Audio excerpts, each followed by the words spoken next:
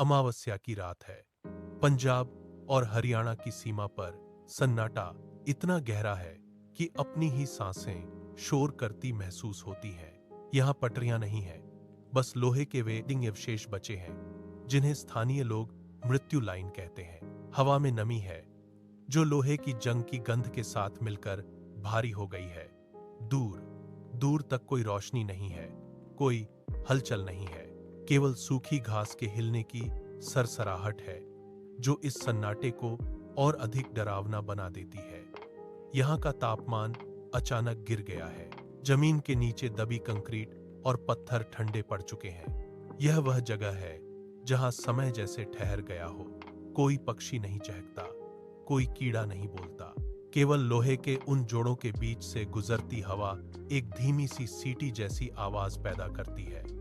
यह सन्नाटा किसी के आने का संकेत नहीं है, बल्कि किसी के न लौटने का प्रमाण है। अंधेरा इतना घना है कि टॉर्च की रोशनी भी उसे पूरी तरह चीर नहीं पाती। यहाँ की खामोशी में एक ऐसी भारीपन है जो सीने पर दबाव डालती है। हर कदम के साथ नीचे दबी मिट्टी और पत्थर एक अजीब सी आवाज करते हैं, जैसे वे किसी के आने की प्रतीक्षा कर रहे हो। यह वह स्थान है जहां रात कभी खत्म नहीं होती। रवि पटरियों के पास खड़ा है। उसके हाथ में टॉर्च है, जिसकी रोशनी जंग लगी पटरियों के ऊपर से गुजरती है। रोशनी का दायरा सीमित है, जो केवल लोहे के उन हिस्सों को दिखाता है जो समय के साथ गल चुके हैं। वह झुकता है और पटरियों के जोड़ों को ध्यान से देखता है। लोहे की सतह पर जमी जंग की परतें उसकी उंगलियों के स्पर्श से झड़कर नीचे गिर रही हैं। रवि अपना डिजिटल कैमरा उठाता है। स्क्रीन की नीली रोशनी उसके चेहरे पर पड़ती है। वह लेंस को फोकस करता है, लेकिन स्क्रीन पर केवल धुंधली लकीरें दिखाई देती हैं। वह कैमरे को थोड़ा घुमाता है, फिर रुक जाता है। हवा में एक अजीब सा भारीपन है, जैसे आसपास की हवा स्थिर हो गई हो। रवि का हर कदम कंक्रीट के टुकड़ों पर एक तीखी आवाज पैदा करता है। वह अपनी टॉर्च को और आगे घुमाता है, लेकिन रोशनी अंधेरे में कहीं खो जाती है। वह पटरियों के बीच की मिट्टी को अपने जूते से कुरेदता है। मिट्टी सख्त है, जैसे सालों से उस पर किसी का पैर न पड़ा हो। रवि का ध्यान अब पटरियों के उस हिस्से पर है जहां वे अचानक टूटकर जमीन में धंस गई हैं। वह अपना कैमरा नीचे करता है और फिर से टॉर्च को उन टूटे हुए सिरों की ओर ले जाता है। रवि अपनी कलाई घड़ी की ओर देखता है। सुइयां स्थिर हैं। ठीक 2:10 हो रहे हैं। अचानक हवा का रुख बदल जाता है। वह जो पहले स्थिर थी, अब बर्फ की तरह ठंडी हो गई है। रवि के होंठ कांपने लगते हैं। वह अपनी सांस छोड़ता है और हवा में भाप का एक घना गुबार बन जाता है। उसके हाथ की त्वचा पर रोंगटे खड़े हो गए हैं। आसपास की सूखी घास पर ओस की बूंदें नहीं, बल्कि बर्फ की पतली परत जमने लगी है। रवि अपनी टॉर्च को कसकर पकड़ता है। उसकी उंगलियां सुन्न हो रही हैं। वह अपने पैरों को जमीन पर पटकता है ताकि गर्माहट बनी रहे, लेकिन कंक्रीट से उठती ठंडक उसके जूतों के आर पार महसूस हो रही है। हवा में अब कोई गंध नहीं है, बस एक तीखी धातु जैसी ठंडक है जो फेफड़ों में चुभती है। रवि का गला सूख रहा है। वह थूक निगलने की कोशिश करता है, लेकिन उसका गला जैसे जम गया हो। वह अपने चारों ओर रोशनी घुमाता है, लेकिन रोशनी की किरणें भी उस ठंडी धुंध में बिखर रही हैं। यह ठंडक सामान्य नहीं है। यह किसी बाहरी दबाव की तरह है जो धीरे धीरे उसके चारों ओर का घेरा कस रही है। रवि का शरीर अब एक जगह स्थिर हो गया है। वह हिलने की कोशिश करता है, लेकिन ठंडक ने उसके जोड़ों को जैसे जकड़ लिया है। सन्नाटा अब और भी अधिक भारी हो गया है। सन्नाटे की चादर अचानक फट गई। दूर से एक धीमी लयबद्ध आवाज गूंजी, छुक छुक छुक। रवि के कान खड़े हो गए। वह अपनी जगह पर जड़वत खड़ा रहा।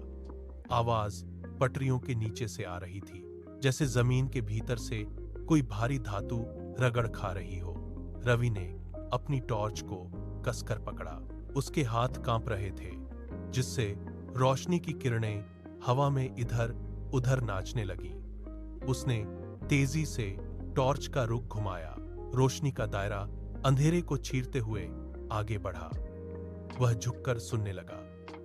आवाज अब और भी स्पष्ट थी, जैसे कोई भारी मशीनरी धीरे धीरे उसकी ओर बढ़ रही हो। रवि का दिल उसकी पसलियों से टकरा रहा था। उसने अपने पैरों को जमीन पर जमाया और टॉर्च की रोशनी को स्थिर करने की कोशिश की। रोशनी की किरणें पटरियों पर टिकी थीं। रवि ने अपने कैमरे को एक तरफ फेंका और टॉर्च को दोनों हाथों से मजबूती से पकड़ लिया। उसकी नजरें जमी हैं। टॉर्च की रोशनी पटरियों के उस हिस्से पर जाकर ठहर गई। रवि की आंखें फैल गईं। रोशनी के घेरे में जो दिखा वह किसी तर्क से परे था। पटरियां वहां नहीं थीं। वे सालों पहले उखड़ चुकी थीं। केवल मिट्टी और कंक्रीट के ऊबड़ खाबड़ ढेर बचे थे। लोहे के स्लीपर अपनी जगह से गायब थे, मानो किसी ने उन्हें जमीन से उखाड़कर फेंक दिया हो। रवि ने टॉर्च को थोड़ा और आगे बढ़ाया। वहां केवल खाली जमीन थी, जिस पर घास तक नहीं उगी थी। फिर भी छुक छुक की आवाज उसी खाली जगह से आ रही थी। रवि ने अपना सिर हिलाया, जैसे वह अपनी आंखों पर विश्वास न कर पा रहा हो। उसने टॉर्च को जोर से हिलाया। रोशनी की किरणें खाली जमीन पर नाचने लगी। रवि ने एक कदम आगे बढ़ाया और उसका जूता एक नुकीले पत्थर से टकराया। उसने झुककर देखा। वहां जमीन के अंदर दबी हुई लोहे की एक पुरानी कील थी। वह कील कांप रही थी। रवि ने अपना हाथ पीछे खींच लिया।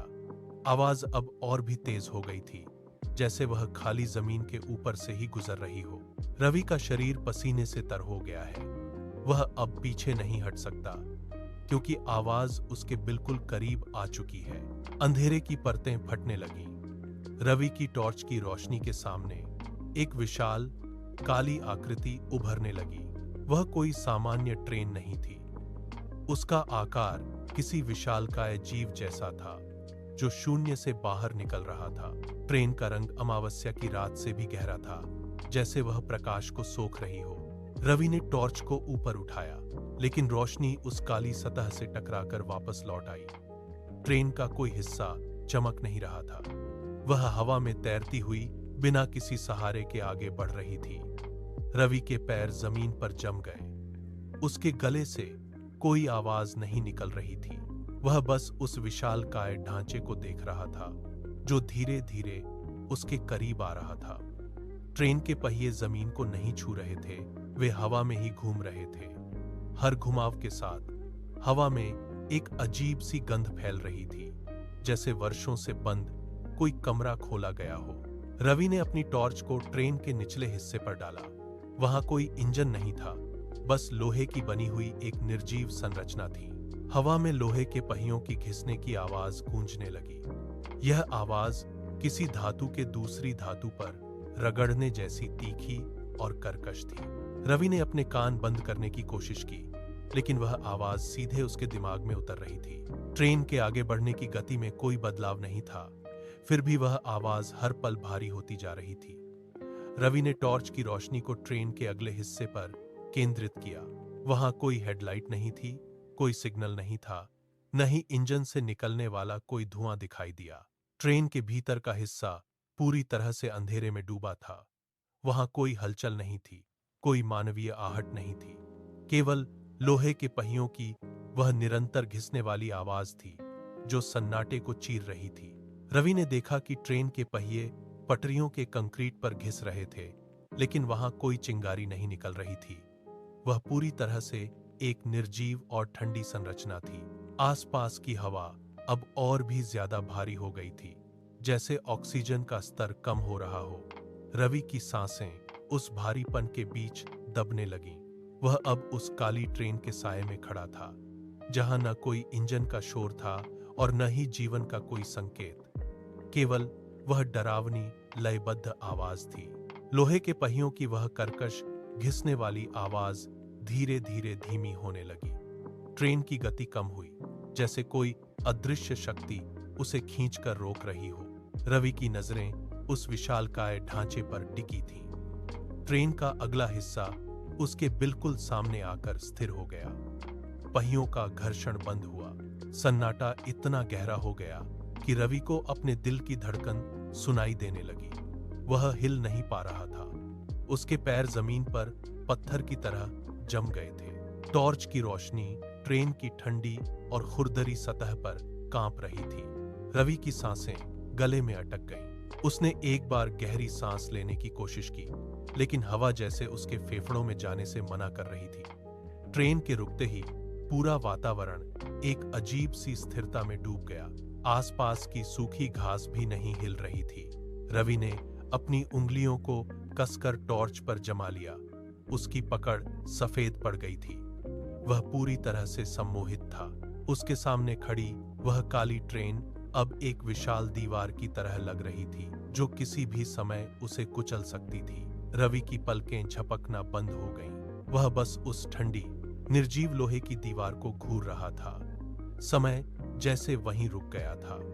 रवि का पूरा शरीर अब एक मूरत की तरह स्थिर था। रवि की सांसें रुकी हुई थीं। तभी उस सन्नाटे को चीरते हुए एक धातुई खड़खड़ाहट गूंजी। ट्रेन की बोगियों के भारी दरवाजे एक साथ झटके से खुल गए। किसी ने उन्हें छुआ नहीं, कोई लीवर नहीं खींचा गया। फिर भी वे एक लय में बाहर की ओर खुले। लोहे के कब्जों के चरमराने की आवाज रात की शांति को फाड़कर रख दी। रवि ने एक कदम पीछे लिया, लेकिन उसके पैर जमीन से चिपके रहे। दरवाजों के खुलते ही बोगियों के भीतर से एक ठंडी, बासी हवा का झोंका बाहर निकला। यह हवा किसी बंद तहखाने की सीलन जैसी थी। रवि की टॉर्च की रोशनी अब खुले हुए दरवाजों के अंधेरे में जा रही थी। वह रोशनी अंदर के खालीपन में खो गई। दरवाजों के खुलने की गति इतनी अचानक थी कि रवि का शरीर अनैच्छिक रूप से कांप उठा। बोगियों के भीतर का कालापन अब और भी गहरा लग रहा था, जैसे वह अंधेरा रवि को अपनी ओर खींचने के लिए तैयार हो। दरवाजे पूरी तरह से खुल चुके थे और वे अब एक खुले हुए मुंह की तरह लग रहे थे। रवि ने देखा कि ट्रेन की बोगियां अब और भी अधिक भयावह दिख रही थीं। रवि की उंगलियां टॉर्च पर ढीली पड़ गईं। वह उस खुले हुए दरवाजे के सामने खड़ा था और ट्रेन का वह खुला हुआ हिस्सा अब उसे अपनी ओर बुला रहा था।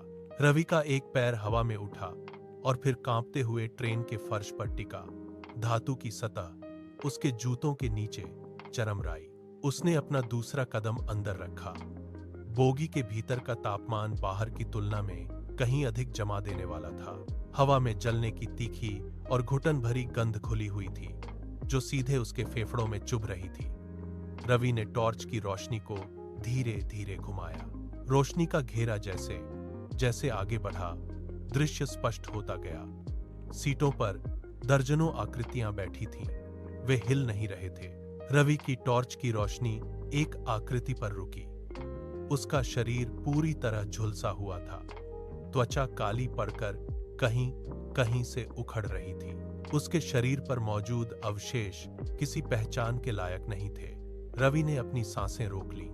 उसकी पकड़ टॉर्च पर ढीली पड़ गई। उसने एक और कदम आगे बढ़ाया तो फर्श पर बिखरे हुए कांच के टुकड़ों के चटकने की आवाज गूंजी। हर सीट पर एक ही मंजर था। वह अब उस मौत के डिब्बे के केंद्र में खड़ा था, जहां हर तरफ केवल राख और सन्नाटा पसरा हुआ था।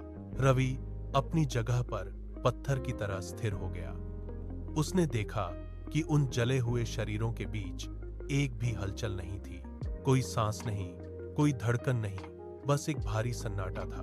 तभी टॉर्च की रोशनी एक आकृति के चेहरे पर पड़ी। उस आकृति की आंखें पूरी तरह खाली थीं, जैसे उनमें पुतलियां कभी थीं ही नहीं। वे खोखले गड्ढे रवि को घूर रहे थे।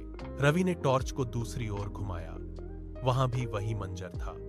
दर्जनों खाली आंखें जो बिना पलक झपकाए सीधे रवि के वजूद को भेद रही थीं। उन आंखों में कोई जीवन नहीं था, फिर भी उनमें एक ऐसी चुंबकीय शक्ति थी जो रवि को अपनी ओर खींच रही थी। रवि का गला सूख गया। उसने थूक निगलने की कोशिश की, लेकिन उसका गला पत्थर जैसा सख्त हो गया था। रवि ने पीछे हटने के लिए अपना दायां पैर उठाया, लेकिन वह फर्श से चिपका रहा। उन आंखों की घूरती हुई दृष्टि ने उसे पूरी तरह जकड़ लिया था। रवि को महसूस हुआ कि वे आंखें केवल देख नहीं रही थीं, बल्कि उसके भीतर के डर को पी रही थीं। वह पूरी तरह से उस बोगी के भीतर जम चुका था। बोगी के भीतर का सन्नाटा अचानक टूट गया। फर्श पर घिसटते हुए जूतों की एक धीमी और कर्कश आवाज गूंजी। रवि की नजरें उस आवाज की दिशा में मुड़ी। बोगी के अंधेरे कोने से एक बूढ़ा व्यक्ति धीरे धीरे आगे बढ़ रहा था। उसके चलने का तरीका अजीब था। रवि ने अपनी टॉर्च की रोशनी उस पर डाली। बूढ़े की आंखें पूरी तरह काली थीं। वह व्यक्ति रवि के बिल्कुल करीब आकर रुक गया। रवि ने पीछे हटने की कोशिश की, लेकिन उसके पैर फर्श से जैसे चिपक गए थे। बूढ़े ने अपना हाथ रवि की ओर बढ़ाया। उसकी उंगलियां लंबी और ठंडी थीं। उसने अपना मुंह खोला। एक कांपती हुई और भारी आवाज बोगी में गूंजी। उसने पूछा, क्या तुमने टिकट लिया है? यह सवाल रवि के कानों में किसी हथौड़े की तरह लगा। रवि का दिल जोर से धड़कने लगा। उसकी पसलियों में दर्द होने लगा। रवि की रूह कांप उठी। उसे महसूस हुआ कि यह कोई साधारण सवाल नहीं था, बल्कि एक अंतिम चेतावनी थी। बूढ़े के सवाल के साथ ही रवि के दिमाग में एक ही विचार कौंधा, यहां से भागो। उसने अपनी पूरी ताकत बटोरी और पीछे की ओर मुड़ने के लिए एड्डी पर जोर दिया। उसके जूते फर्श पर रगड़ खाकर एक तीखी आवाज के साथ फिसले, लेकिन वह अपनी जगह से एक इंच भी नहीं हिल पाया। रवि ने फिर से जोर लगाया। इस बार उसके घुटनों में कंपन होने लगा। उसने अपनी टॉर्च को कसकर पकड़ा और झटके से पीछे की ओर कदम बढ़ाने की कोशिश की। अचानक उसे महसूस हुआ कि उसके पैर पटरी के कंक्रीट में धंस रहे हैं। कंक्रीट का ठोस हिस्सा किसी दलदल की तरह नरम होकर उसके पैरों को निगलने लगा। रवि ने नीचे देखा। उसके जूते कंक्रीट के भीतर गहराई तक समा गए थे। वह घबरा गया और उसने अपने पैरों को बाहर खींचने के लिए जोर लगाया। उसके पैर जैसे पटरी के उस पुराने ढांचे का हिस्सा बन गए थे। उसने फिर से पूरी ताकत से झटके दिए, लेकिन कंक्रीट ने उसे जकड़ लिया था। पसीने की बूंदें उसकी आंखों के सामने धुंधलापन पैदा कर रही थीं। उसने अपने शरीर को घुमाने की कोशिश की, लेकिन उसकी कमर और पैर पूरी तरह स्थिर हो गए थे। वह एक जीवित मूर्ति की तरह उस बोगी के फर्श पर जम चुका था। उसने फिर से कोशिश की, लेकिन इस बार उसके पैरों में कोई हलचल नहीं हुई। कंक्रीट के भीतर से एक ठंडी पकड़ उसे नीचे की ओर खींच रही थी। वह पूरी तरह बेबस था। रवि ने अपनी सांसें तेज कीं, लेकिन उसके पैर उस कंक्रीट के जाल में पूरी तरह कैद हो चुके थे। अब वह हिलने की हर कोशिश में और भी गहराई से फंसता जा रहा था। रवि ने अपने पैरों को मुक्त करने के लिए एक आखिरी बार पूरा जोर लगाया। उसकी नसें तन गईं, लेकिन कंक्रीट ने उसे और मजबूती से जकड़ लिया। तभी उसे अपनी पीठ पर किसी ठंडी और अदृश्य चीज का स्पर्श महसूस हुआ। हवा में एक अजीब सी सरसराहट हुई, जैसे कोई निर्जीव वस्तु हवा को चीर रही हो। उसके कंधों पर दबाव बढ़ा। किसी ने उसे पीछे से पकड़ लिया था। रवि ने अपने हाथ हवा में चलाए, लेकिन वहां कुछ नहीं था। फिर भी उसके शरीर को पीछे की ओर एक जबरदस्त झटका लगा। उसके पैर कंक्रीट से घिसटते हुए पटरी के साथ आगे बढ़ने लगे। कंक्रीट के ऊपर उसके जूतों के रगड़ने की कर्कश आवाज सन्नाटे में गूंज उठी। रवि ने अपनी उंगलियों से पटरी के किनारे को पकड़ने की कोशिश की, लेकिन उसकी पकड़ ढीली पड़ गई। उसे महसूस हुआ कि कोई उसे बोगी के अंधेरे गलियारे की ओर खींच रहा है। उसने अपना मुंह खोला और चिल्लाने की कोशिश की, छोड़ दो मुझे। उसकी चीखें उस भारी और ठंडी हवा में दब गईं। उसे जमीन पर घसीटा जा रहा था। उसके घुटने पटरी के लोहे से टकराकर छिल गए। अदृश्य हाथों की पकड़ उसके शरीर पर और भी सख्त होती गई। वह धीरे धीरे उस अंधेरे की ओर खिंचा चला जा रहा था, जहां से वापसी का कोई रास्ता नहीं था। रवि को बोगी के भीतर खींचने वाली अदृश्य ताकतें और अधिक शक्तिशाली हो गईं। वह फर्श पर घिसटता हुआ गलियारे के बीचों बीच पहुंच गया। अचानक बोगी के भीतर का सन्नाटा टूट गया। सीटों पर बैठे वे दर्जनों लोग, जो अब तक पत्थर की तरह स्थिर थे, एक झटके के साथ अपनी जगह से खड़े हो गए। उनकी हड्डियों के चटकने की आवाज बोगी के अंदर गूंज उठी। वे सभी एक साथ रवि की ओर मुड़े। उनकी खाली आंखों में कोई जीवन नहीं था, बस एक गहरा अंधकार था। उन सभी ने अपना मुंह एक साथ खोला और एक स्वर में बोला, एक सीट खाली है। यह आवाज किसी एक व्यक्ति की नहीं, बल्कि दर्जनों कंठों के एक साथ मिलने से बनी थी। रवि ने अपने हाथों से फर्श को पकड़ने की आखिरी कोशिश की, लेकिन उसके नाखून धातु के फर्श पर फिसल गए। अदृश्य हाथों ने उसे एक जोरदार झटका दिया। रवि का शरीर हवा में उछला और सीधे बोगी के पिछले हिस्से की ओर जा गिरा। वह सीटों के बीच के संकरे रास्ते पर लुढ़कता हुआ अंदर चला गया। उसके हाथ और पैर बोगी की लोहे की दीवारों से टकराए। वह उठने के लिए हाथ जमीन पर टिकाता, लेकिन फर्श इतना ठंडा था कि उसके हाथ सुन्न हो गए।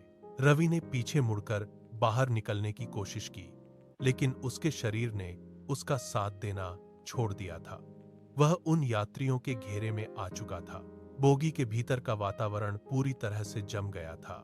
रवि ने उठने के लिए अपने हाथों का सहारा लिया, लेकिन उसकी उंगलियां फर्श की धातु से चिपक गईं। सामने खड़े उन यात्रियों के समूह ने एक कदम और आगे बढ़ाया। उनके पैरों के नीचे की धातु की फर्श पर कोई आवाज नहीं हो रही थी, जैसे वे जमीन को छू ही नहीं रहे थे। रवि ने पीछे की ओर देखा, जहां बोगी का खुला दरवाजा बाहर की सुनसान पटरी और अंधेरी रात को दिखा रहा था। वह अपनी पूरी ताकत लगाकर पीछे की ओर रेंगने लगा। तभी बिना किसी मानवीय स्पर्श के बोगी का भारी लोहे का दरवाजा अचानक हिलने लगा। धातु के आपस में रगड़ने की एक तीखी और कर्कश आवाज पूरे सन्नाटे को चीर गई। दरवाजा तेजी से अपनी जगह की ओर बढ़ने लगा। रवि ने अपना हाथ बाहर की ओर बढ़ाया, जैसे वह हवा को पकड़ना चाहता हो, लेकिन दरवाजा उसके हाथ के पास से गुजर गया। एक जोरदार धमाके के साथ दरवाजा पूरी तरह बंद हो गया। बोगी के भीतर की बत्तियां एक झटके के साथ बुझ गईं। अब वहां केवल उन यात्रियों की ठंडी सांसों की आवाज सुनाई दे रही थी। रवि का शरीर, जो अब तक कांप रहा था, अचानक स्थिर हो गया। उसकी मांसपेशियां सख्त हो गईं और उसकी धड़कनें धीमी होकर रुक गईं। वह अब उस काली ट्रेन का एक हिस्सा बन चुका था। रवि की आंखें अब उन अन्य यात्रियों की तरह खाली और स्थिर हो चुकी थीं। वह उस सीट पर बैठ गया जो उसके लिए खाली थी। अगली सुबह सूरज की पहली किरणें पंजाब और हरियाणा की सीमा पर स्थित उस वीरान रेलवे लाइन पर पड़ी। कोहरा अभी भी पटरियों के बीच तैर रहा था। गांव के कुछ लोग जो अपनी गायों को चराने निकले थे, उस पुरानी मृत्यु लाइन के पास से गुजरे। उनकी नजर पटरियों के पास पड़ी एक धातु की वस्तु पर गई। एक ग्रामीण ने झुककर उसे उठाया। वह रवि का डिजिटल कैमरा था। कैमरे की ऊपरी सतह पर धूल की एक मोटी परत जमी थी, लेकिन उसकी स्क्रीन अभी भी सुरक्षित थी। ग्रामीण ने घबराते हुए कैमरे का प्ले बटन दबाया। स्क्रीन पर नीली रोशनी चमकी और अंतिम रिकॉर्डिंग चलने लगी। फुटेज में वही काली ट्रेन दिखाई दे रही थी। ग्रामीणों ने अपनी सांसें रोक लीं। जैसे जैसे वीडियो आगे बढ़ा, उनके हाथ कांपने लगे। कैमरे का लेंस धीरे धीरे बोगी के खुले दरवाजे की ओर मुड़ा। अंदर का दृश्य देखकर ग्रामीणों की आंखें फटी की फटी रह गईं। वे दर्जनों लोग, जिनके शरीर जले हुए थे, एक साथ बैठे थे। कैमरा थोथा और अंदर की ओर झुका। फुटेज के आखिरी सेकंडों में रवि का चेहरा साफ दिखाई दिया। वह ट्रेन की उसी सीट पर बैठा था। उसके चेहरे की मांसपेशियां स्थिर थीं और उसकी आंखों में कोई हलचल नहीं थी। ग्रामीणों ने एक दूसरे की ओर देखा। उनके चेहरों पर खौफ साफ झलक रहा था। उन्होंने कैमरा वहीं पटरी पर छोड़ दिया और पीछे की ओर भागने लगे। कैमरे की स्क्रीन पर चल रही फुटेज अब अपने अंतिम चरण में थी। ग्रामीण अपनी नजरें स्क्रीन से हटा नहीं पा रहे थे। वीडियो में रवि की स्थिति में एक भयानक बदलाव स्पष्ट हो रहा था। उसकी त्वचा का रंग धीरे धीरे राख जैसा धूसर पड़ने लगा था, जैसे वह भी उन यात्रियों के समूह का हिस्सा बन रहा हो। उसके चेहरे की मांसपेशियां अब पूरी तरह शिथिल हो गईं। उसकी आंखों की पुतलियां धीरे धीरे फैलकर पूरी तरह काली हो गईं, जिनमें अब कोई मानवीय भाव शेष नहीं था। फुटेज के अंतिम फ्रेम में रवि ने अपना सिर धीरे से ऊपर उठाया। उसने सीधे कैमरे के लेंस की ओर देखा। उसके होंठ एक अजीब सी ठंडी और स्थिर मुस्कान के साथ खिंचे। रवि ने धीमी आवाज में कहा, अगली अमावस्या तुम भी आना। यह कहते ही स्क्रीन पर एक झटके के साथ सिग्नल लॉस्ट का संदेश उभरा और कैमरा बंद हो गया। ग्रामीणों के हाथ से कैमरा छूटकर गिर गया। सन्नाटा फिर से उस इलाके को अपनी आगोश में ले चुका था। आज भी हर अमावस्या की काली रात को वह पुरानी रेलवे लाइन जाग उठती है। सन्नाटा इतना गहरा होता है कि दूर से आती लोहे के पहियों की घिसने वाली आवाज छुक छुक साफ सुनाई देती है। यदि आप कभी उस सीमा के पास हों और आपको यह आवाज सुनाई दे तो रुक जाना। अपनी जगह से हिलना मत। अपनी नजरें सामने की ओर ही जमाए रखना। किसी भी कीमत पर पीछे मुड़कर मत देखना। वह आवाज आपके ठीक पीछे तक आ सकती है, लेकिन अगर आपने पीछे मुड़कर देखा तो वह ट्रेन रुक जाएगी।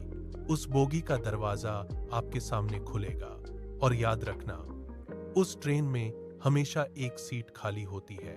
वह सीट आपके लिए ही है। वह काली ट्रेन अब भी यात्रियों की प्रतीक्षा कर रही है। सावधान रहना, क्योंकि अगली सीट आपकी हो सकती है।